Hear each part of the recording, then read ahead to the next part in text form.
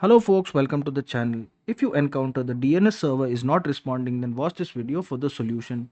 Now the first thing we'll do is flush the DNS. So we'll run the command prompt as administrator and we will enter the command ipconfig space slash flush DNS. Press enter. Now we will press the Windows and the R key to bring up the run command, run dialog box and enter the line ncpa.cpl and press enter.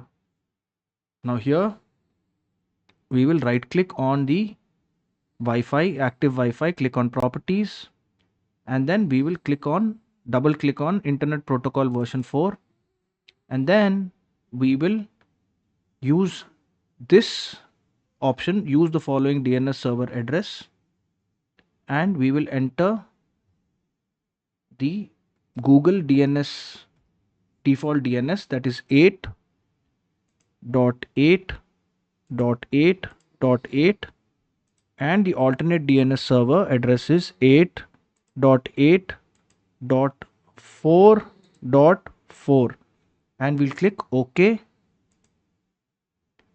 And then if this too doesn't work when you're opening the browser and you're getting the same error, then you need to reset your router modem. So go to your router modem and at the back side of it there will be a small button called the reset button. You need to press and hold it for 10 to 15 seconds and then release it. Once you do that, disconnect the power supply from the router modem and then after 30 to 40 seconds connect it again and check in your browser and you should no longer encounter this error. If this video helped you, then subscribe to the channel. Enjoy your day.